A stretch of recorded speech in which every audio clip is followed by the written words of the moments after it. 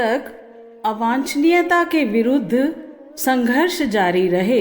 लेखक वेदमूर्ति तपोनिष्ठ पंडित श्री राम शर्मा आचार्य जी। किसी भी समाज अथवा देश की प्रगति में स्वस्थ रीति रिवाजों एवं सत परंपराओं का विशेष योगदान होता है। परंपरागत प्रचलन भी कितने ही व्यक्ति एवं समाज की प्रगति में सहायक होते हैं। ऐसे विवेकपूर्ण उपयोगी रीति रिवाजों सत परंपराओं का अनुकरण उपयोगी है, किंतु साथ ही उन परंपराओं रीति रिवाजों अंधविश्वासों की भी कमी नहीं होती जो प्रचलन के रूप में लंबे समय से चले आ रहे हैं। जबकि विवेक की कसौटी पर कसने पर ना तो वर्तमान में उनकी कोई उपयोगिता समझ में आती है और ना ही औचित्य, किंतु फिर भी वे समाज में जड़ जमाए हुए हैं और प्रगति में भारी अवरोध उत्पन्न कर रहे हैं। ऐसी कुरीतियों अंधविश्वासों को हर समाज में देखा जा सकता है, किंतु अपना देश तो इस समय सबसे आगे है। अंधविश्वासों, कुरीतियों, कुपरंपराओं का जितना बोलबाला यहाँ है उतना अन्य किसी भी दूसरे देश में नहीं। इसके कारण समाज और देश को भारी क्षति उठानी पड़ती है, प्रगति अवरुद्ध हो जाती है। कुरीतियां अपने समाज को जर्जर बना रही हैं। मृतक भोज, दहेज प्रथा, पर्दा प्रथा, बाल विवाह, छुआछूत, जाति भेद, लिंग भेद जैसी दुष्प्रवृत्तियों से कितनी ही समस्याओं का सामना करना पड़ता है। उनका लेखा जोखा लिया जाए तो पता चलता है कि इनके कारण श्रम शक्ति, धन शक्ति का एक बड़ा भाग प्रति वर्ष यूं ही व्यर्थ नष्ट हो जाता है। छुआछूत, जाति भेद, लिंग भेद आदि से समाज विघटन के कगार पर जा पहुंचता है। देश की 50% जनता अब भी अपने दैनिक जीवन यापन की अनिवार्य आवश्यकताएं जुटा पाने में असमर्थ है। ऐसी विषम स्थिति में मृतक भोज जैसी खर्चीली परंपरा को प्रश्रय देना कहाँ तक विवेक सम्मत है। यूं मरणोत्तर कृत्य के लिए शास्त्रों के निर्देशानुसार तर्पण, पिंडदान आदि का विधान पूर्ण करना हर दृष्टि से उपयोगी है, जो किसी भी विद्वान द्वारा 10 या 20 रुपए में पूरा कराया जा सकता है। श्राद्ध के दिन मृत आत्मा के प्रति भावाभिव्यक्ति एवं शांति के लिए 2-4 सुपात्रों को भोजन करा देने से यह धार्मिक कृत्य पूरा हो जाता है, जिसका पालन हर व्यक्ति आसानी से कर सकता है। किंतु इस संस्कार का विकृत स्वरूप प्रचलित है समाज में मृतक भोज के रूप में, जिससे प्रति वर्ष भारी क्षति उठानी पड़ती है। प्राप्त आंकड़ों के अनुसार देश में प्रति वर्ष 1.25 करोड़ बच्चे पैदा होते हैं तथा 60 लाख व्यक्तियों की मृत्यु होती है। मृतक भोज की परंपरा सर्वत्र है। पड़ोसियों, मित्रों, सगे संबंधियों की बड़ी संख्या इस अवसर पर आमंत्रित होती है। अपनी स्थिति से बढ़ चढ़कर हर व्यक्ति खर्च करता है। अनुमानतः औसतन एक मृतक भोज में 1000 रुपये का खर्च आता है। प्रति वर्ष 60 लाख व्यक्ति मरते हैं। मृतक भोज पर कुल खर्च जोड़ने पर 6 अरब रुपए होते हैं, जो छठी पंचवर्षीय योजना में अनुमानित स्वास्थ्य व्यवस्था व्यय 2 अरब 68 करोड़ से भी करीब 2.5 गुना है। इतनी बड़ी धनराशि प्रति वर्ष व्यर्थ चली जाती है, जिससे व्यक्तिगत अथवा सामाजिक विकास के अनेकों कार्यक्रम चलाए जा सकते हैं। कितने ही परिवार ऐसे होते हैं जिनकी आर्थिक स्थिति ऐसी नहीं होती कि इस खर्च को वहन कर सकें, किंतु सामाजिक परंपरा के कारण उन्हें कर्ज लेकर अथवा वस्तुएं, जेवर आदि गिरवी रखकर इस अवांछनीय कृत्य को पूरा ही करना पड़ता है। कितने ही परिवारों में जब कमाने वाले एकाकी व्यक्ति की कुसमय में मृत्यु हो जाती है तो उसके आश्रितों के सम्मुख जीवन निर्वाह का गंभीर संकट उत्पन्न हो जाता है। ऐसे अवसरों पर मृतक भोज जैसी मूर्खतापूर्ण परंपरा से उन्हें और भी अधिक आर्थिक दबाव सहन करना पड़ता है। ऐसी विषम परिस्थितियों में तो और भी अधिक सहानुभूति और सहयोग की अपेक्षा होती है, किंतु उल्टे एक अतिरिक्त आर्थिक दबाव का सामना करना होता है। जो संपन्न और समर्थ हैं वे इन अवसरों पर और भी अधिक प्रदर्शन करते देखे जाते हैं।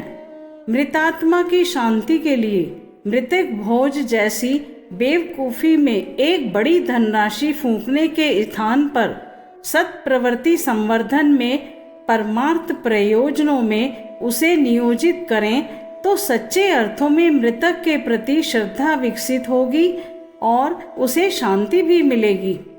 विद्यालय, पुस्तकालय, अस्पताल, वृक्षारोपण जैसे अनेक सामाजिक विकास के रचनात्मक कार्यक्रमों में उस धनराशि का सदुपयोग करके मृतक के प्रति सच्चे अर्थों में श्रद्धांजलि अर्पित की जा सकती है। फारसी जाति के दूरदर्शी व्यक्तियों ने एक ऐसे लोकोपयोगी फंड की व्यवस्था कर रखी है जिसमें किसी व्यक्ति के मरने पर उसकी आत्मा की शांति के लिए उसके परिवार के सदस्य कुछ धनराशि जमा करते हैं। उस फंड से आकस्मिक संकटों, विपदाओं के अवसरों पर कोई भी पारसी सहायता प्राप्त कर सकता है। इस दूरदर्शी व्यवस्था से किसी भी पारसी को अर्थाभाव से उत्पन्न कठिनाइयों का सामना नहीं करना पड़ता है। ऐसी सुपरंपरा का अनुकरण हमें भी करना चाहिए। दहेज प्रथा, विवाहों में खान पान, साज सज्जा के ओछे प्रदर्शन में अपव्यय जैसी कुरीतियों से भी भारी क्षति उठानी पड़ती है। अनुमानतः प्रति वर्ष 3.25 करोड़ विवाह संपन्न होते हैं। अमीर और गरीब दोनों ही प्रतिष्ठा का प्रश्न बनाकर इस अवसर पर अपनी स्थिति से बढ़ चढ़कर खर्च करते हैं। औसत राशि एक विवाह में दोनों पक्षों से खर्चा होने वाली 10,000 आंकी गई है।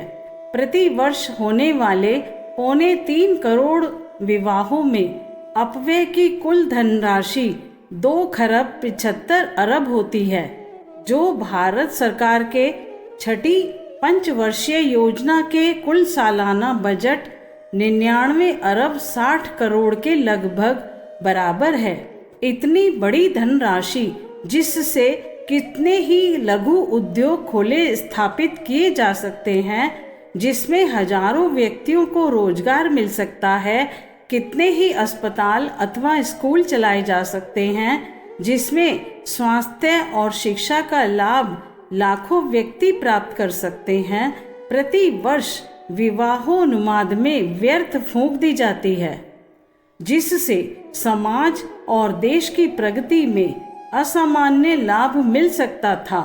आर्थिक ही नहीं, इन कुरीतियों से होने वाले सामाजिक एवं नैतिक हानियों का भी लेखा जोखा लिया जाए तो मालूम होगा कि भीतर ही भीतर इनसे समाज खोखला होता जाता है और अवांछनीयता, अनैतिकता को प्रोत्साहन मिलता है। बाल विवाह, पर्दा प्रथा, जाति भेद, छुआछूत जैसी कुरीतियां ऐसी ही हैं जिनसे आर्थिक क्षति तो कम होती है, किंतु इनसे उत्पन्न होने वाली समस्याओं से समाज को भारी क्षति उठानी पड़ती है। गुड्डों गुड़ियों की भांति अबोध बच्चों को, जिन्हें दाम्पत्य जीवन की सामान्य जानकारी भी नहीं होती, विवाह के बंधन में बांध देना अंततः बहुत महंगा सौदा सिद्ध होता है। अब भी अपने देश के कितने ही प्रांतों एवं व्यक्तियों में बाल विवाह का प्रचलन जोरों पर है। राजस्थान प्रांत तो इसमें सबसे अग्रणी है। आंकड़ों के अनुसार प्रति वर्ष 14 वर्ष से कम आयु वाले 5 लाख अबोध लड़के लड़कियों का विवाह अकेले राजस्थान में संपन्न होता है। शारीरिक एवं मानसिक दृष्टि से अविकसित एवं अक्षम होने के कारण ऐसे बाल दंपत्ति लादे गए असमय बोझ को ढो पाने में सर्वथा असमर्थ होते हैं। बाल विवाह से होने वाली असंख्य हानियों का वर्णन कर सकना इन पृष्ठों पर संभव नहीं। इस विषय में इतना ही समझ लेना पर्याप्त होगा कि दाम्पत्य जीवन में बंधे इन बच्चों का शारीरिक एवं मानसिक विकास अवरुद्ध हो जाता है। फलतः वे किसी प्रकार भारभूत बनी जिंदगी के दिन पूरे करते हैं। बिना किसी औचित्य के इन कुरीतियों का संबंध जब चरित्र से सदाचार से जोड़ा जाता है तब और भी अधिक आश्चर्य होता है। पर्दा प्रथा के विषय में तथा कथित समर्थकों का कहना है कि इससे महिलाएं शीलवान, सदाचारी और चरित्रवान बनती हैं। यह दलील यदि सत्य है तो पुरुष के ऊपर भी लागू होनी चाहिए। नारियों की तुलना में पुरुष कहीं अधिक उच्च श्रृंखल और मर्यादाहीन है। उसे तो अवश्य ही घूंघट मारना चाहिए। विवेक की कसौटी पर कसने पर हर दृष्टि से उक्त मान्यता मिथ्या सिद्ध होती है कि शील और चरित्र का संबंध पर्दा अथवा घूंघट से है। कई बार तो इस प्रथा से विकट समस्याएं उपस्थित हो जाती हैं। पिछले वर्ष आगरा रेलवे स्टेशन पर ट्रेन से 2 बारात उतरी। बारात की दोनों वधुओं ने एक रंग की मिलती जुलती साड़ी संयोगवश पहन रखी थी। घूंघट के कारण भीड़ में दोनों वधुएं बदल गईं तथा बारात के साथ दूसरे स्थान पर जा पहुंची। इसका रहस्योद्घाटन दूसरे दिन ही हो सका कि घूंघट के कारण वधुएं परस्पर बदल गई हैं। आए दिन इस प्रथा से ऐसी कितनी ही समस्याओं का सामना करना होता है। मनोवैज्ञानिकों का निष्कर्ष है कि भारतीय नारी के अविकसित पिछड़ी स्थिति में पड़े रहने तथा आत्महीनता की ग्रंथियों में जकड़े रहने का एक बड़ा कारण पर्दा प्रथा भी है। पर्दा प्रथा ने नारियों में आत्महीनता की भावना को बढ़ाया है तो लिंग भेद की विकृति मनोवृत्ति ने उसको गौरव गरिमा से गिराया है। उनकी प्रगति अवरुद्ध की है। लड़का पैदा हुआ तो माना राज मिल गया हो और लड़की पैदा हुई तो आफत का पहाड़ टूट गया हो। जैसे भेदभाव की मनोवृत्ति आज भी भारतीय परिवारों में देखी जा सकती है। अधिकांश परिवारों में लड़कियों की उपेक्षा की जाती और लड़कों को अत्यधिक प्रश्रय मिलता है। फलस्वरूप लड़कों के अपेक्षाकृत उनका विकास नहीं हो पाता। खान पान, पहनावा, शिक्षा आदि में लड़कों के साथ पक्षपात करने के कारण उनके भीतर आत्महीनता की ग्रंथियां बढ़ने लगती हैं और विकास अवरुद्ध हो जाता है। लड़के लड़की के बीच भेदभाव की वरिष्ठ कनिष्ठ की दृष्टि हर दृष्टि से हानिकारक और अदूरदर्शितापूर्ण है। भेदभाव की, छोटे बड़े की, ऊंच नीच की, जाति पाति की, छुआछूत की विकृति मनोवृत्ति अपने समाज को लंबे समय से विघटित करती चली आ रही है। कभी कर्मों के आधार पर जातियों का वर्गीकरण ब्राह्मण, क्षत्रिय, वैश्य और शूद्रों के रूप में किया गया था। सामाजिक सुव्यवस्था की दृष्टि से वह उपयोगी भी था, किंतु कालांतर में यह मान्यता बदली और जाति का आधार कर्म न रहकर कुलवंश हो गया।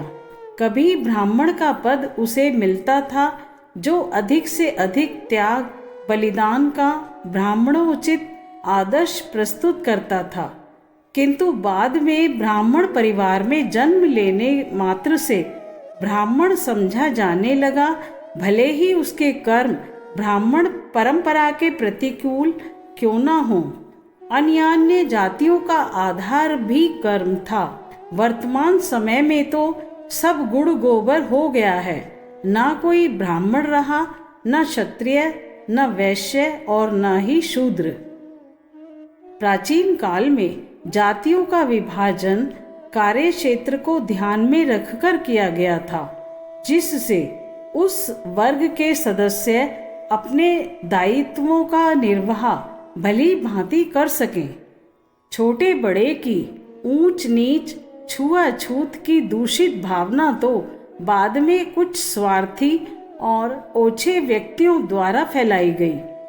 आत्मबार सर्वभूतेषु का नारा देने वाले मनुष्येतर जीवों में भी उस एक परम सत्ता का दर्शन करने वाले ऋषियों ने सदा समस्त मानव जाति को एक अभिन्न घटक माना और तदनुरूप व्यवहार किया। सुसंचालन और सुव्यवस्था की दृष्टि से 4 वर्णों का जो वर्गीकरण हुआ था, कालांतर में विकृत होता चला गया। निहित स्वार्थियों ने छुआछूत को प्रश्रय दिया और समाज के बड़े वर्ग को अछूत घोषित किया। इसके कारण हिंदू समाज का एक बड़ा वर्ग कटकर अलग हो गया। कितनों ने इस उपेक्षा के कारण क्रिश्चियन धर्म स्वीकार कर लिया। यह हिंदू धर्म एवं समाज पर लगा हुआ एक कलंक है, जिसे शीघ्रातिशीघ्र मिटाया जाना आवश्यक है। कुरीतियों की भांति अंधविश्वासों कुपरंपराओं से भी समाज को भारी क्षति होती रहती है तथा अनेकों प्रकार की समस्याएं उत्पन्न होती हैं। धर्म के नाम पर कितने ही प्रकार के अंधविश्वास समाज में फैले हुए हैं। मुहूर्तवाद, फलित ज्योतिष, भाग्यवाद, टोना टोटका, भूत पलीत, बलि प्रथा जैसे अंधविश्वासों में देश की अधिकांश जनता आज भी जकड़ी हुई है। भगवान का बना हुआ हर दिन हर घड़ी अपने में शुभ है। अमुक घड़ी अथवा दिन तो अमुक कार्य करने से अधिक सफलता मिलेगी, यह मान्यता अविवेकपूर्ण है। ग्रह नक्षत्रों का मनुष्य की सफलता असफलता में योगदान होता है। प्रचलित फलित ज्योतिष के प्रतिपादन के पीछे कोई आधार नहीं है। सफलताएं अपने पुरुषार्थ एवं मनोयोग के बलबूते प्राप्त की जाती हैं, जिसमें मुहूर्त की, भाग्य की, ग्रह नक्षत्रों की कोई भूमिका नहीं होती। भाग्य के रूप में अनायास प्राप्त हो जाने वाली उपलब्धियों का संबंध भी पिछले जन्मों के कर्मों से होता है। मुहूर्तवाद के चक्कर में पड़ने से तो कितनी ही बार महत्वपूर्ण अवसर चले जाते हैं और कितनों को सफलताओं से वंचित रहना पड़ता है। देश में प्रति वर्ष कितनी ही शादियां इस कारण से रुक जाती हैं। मंगली लड़की की शादी मंगले लड़के से ही होनी चाहिए, अन्यथा भारी अनिष्ट होगा। इस अंधविश्वास के कारण प्रति वर्ष कितनी योग्य लड़कियां अयोग्य लड़कों से तथा कितने ही योग्य लड़के अयोग्य लड़कियों से विवाह के बंधन में बांध दिए जाते हैं। फलस्वरूप उनमें कभी तालमेल नहीं बैठ पाता और अनेकों प्रकार के विग्रहों से होकर गुजरना पड़ता है। टोना टोटका, भूत पलीत जैसे अंधविश्वासों से कितने ही व्यक्तियों को अपने प्राण गंवाते तक देखा गया है। कितनी ही बीमारियों का संबंध भूत प्रेतों के प्रकोप अथवा जादू टोने से जोड़ा जाता है। धूर्त और मूर्ख का अन्योन्याश्रित संबंध है। अंधविश्वासियों मूर्खों को अपना स्वार्थ साधने वाले धूर्त मिल जाते हैं। झाड़ फूंक करने वाले ओझाओं, तांत्रिकों, ओघड़ों का एक ऐसा वर्ग है जिनकी आजीविका ही अंधविश्वासों के कारण चल रही है। धर्म कर्म के वास्तविक स्वरूप से अनभिज्ञ जनता इन धूर्तों के फेर में पड़कर अपना धन, स्वास्थ्य और समय का एक बड़ा भाग गंवाती रहती हैं। कई गंभीर रोगों में तो चिकित्सा न कराने तथा टोना टोटका, भूत पलीत के प्रकोप की आशंका के वशीभूत होकर ओझाओं के फेर में पड़ने से कितने ही व्यक्तियों को जान से हाथ धोना पड़ता है। शहरों में जागृति आई है, फलस्वरूप शिक्षित विचारशील व्यक्ति इन अंधविश्वासों के चक्कर में नहीं पड़ते, किंतु देश की 80% जनता देहातों में रहती है तथा उनमें भी 80% अशिक्षित है। अधिकांश इनसे ग्रस्त हैं।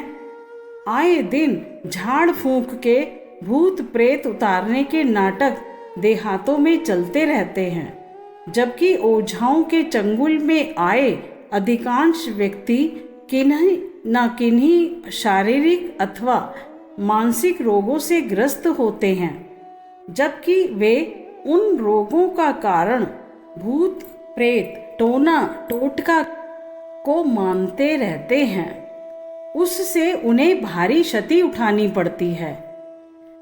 धर्म, देवी देवता के स्वरूप, उनके वरदान एवं अभिखास के विषय में भी कितनी प्रकार की भ्रांतियां फैली हुई हैं। पशु बलि इस विकृत मान्यता का ही एक अमानवीय स्वरूप है। देवी देवता निरीह पशुओं की बलि देने पर प्रसन्न होते तथा वरदान देते हैं। यह अंधविश्वास देवत्व की गरिमा को भी लांछित करता है। यदि कहीं देवी देवता हैं तो वे इन दुष्कर्मों से नहीं, सत प्रवृत्तियों से प्रसन्न होते और वरदान देते हैं। धर्म ग्रंथों में उस प्रकार के दुष्कृत्यों का कहीं भी समर्थन नहीं है। कहीं कहीं अलंकारिक रूप से पशु बलि का वर्णन अवश्य मिलता है, जिसका अर्थ है कि अपने आंतरिक दोष दुर्गुणों को पशु मानकर उनका परित्याग, बलिदान देव सानिध्य में किया जाए। लगता है स्वार्थी लोगों ने उस साहित्यिक पहेली की अलंकारिक भाषा को तोड़ मरोड़ कर अपनी जिह्वा लोलुपता की पूर्ति का साधन बना लिया। खेद है कि ऐसे स्वार्थियों को सफलता भी मिली और पशु बलि जैसा कुकृत्य धर्म के नाम पर प्रचलित हो गया।